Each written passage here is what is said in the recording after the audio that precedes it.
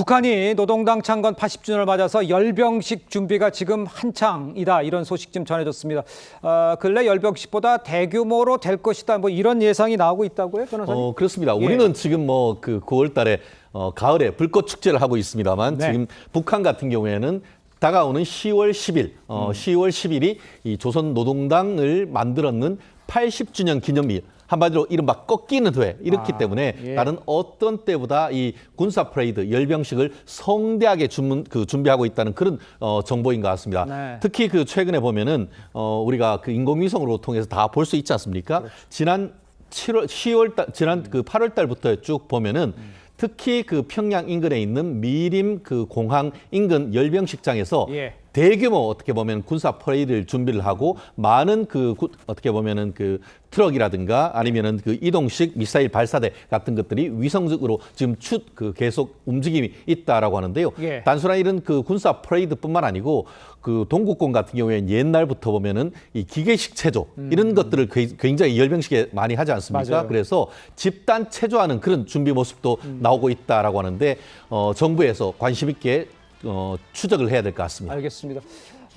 좀 언급을 해주셨습니다만 북한은요, 2020년 이후에 야간에 열병식을 5차례 진행을 했는데 이번 열병식도 아마 밤 시간대에 치러질 것으로 예상이 됩니다. 야간 열병식.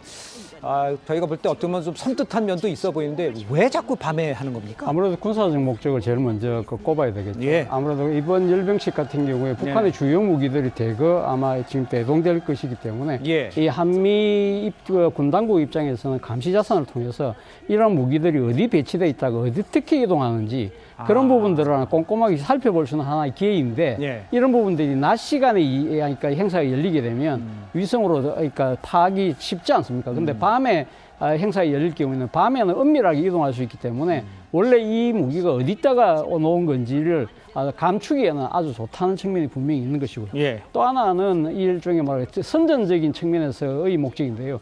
평양의 이미지 자체가 낮 시간대에 이렇게 촬영했을 경우에는 상당히 조금 뭔가 이래 좀 빛바랜 그런 모습인데 이 서구 이 대도시들에 비해서 그런 부분들을 가리기 위해서 밤 시간에 대규모 행사를 할 수도 한다는 그러한 관측도 있습니다. 또 하나는 이 김정은이 나름대로 있지 않습니까? 앞서 우리가 지금 서울에서 불꽃놀이 한다고 했는데 지금 김정은이 열병식을 하면서 마지막 행사로 하는 것이 불꽃축제입니다.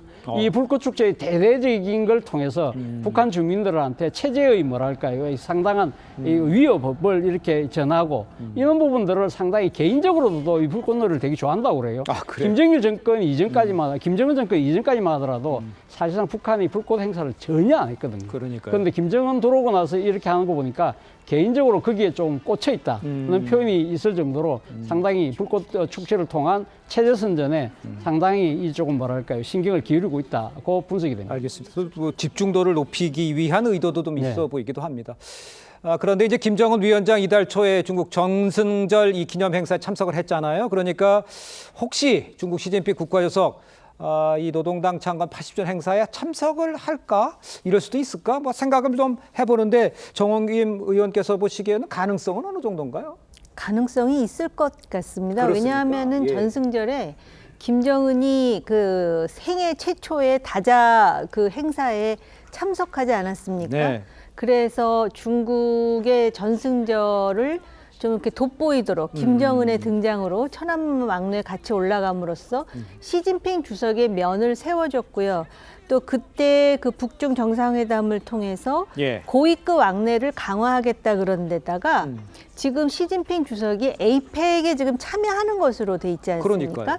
그러다 보면은 상식적으로 생각할 때 북한의 김정은 국무위원장도 만나고 우리 대한민국에서 주최하는 에이펙에서 또 미국과 중국 그리고 한국과 중국 이렇게 만남으로써 중국의 역할이 얼마나 중요한지를 과시할 수 있는 계기거든요. 지금 당장 김정은을 만날 수 있는 유일한 지도자 이미지를 부각시키지 않을까 싶어서 그런데다 요번에 이 노동당 창건이 80주년이잖아요. 그러니까요. 그러니까 75, 80, 85 이런 식으로 5년 주기로 꺾어지는 해기 때문에 북한으로서도 굉장히 중요한데 자기는 기차 타고 거기까지 내려갔는데 이번에 시진핑이 안 온다? 뭐 그런 부분도 있어서 가능성이 꽤 있으리라 생각이 됩니다. 예.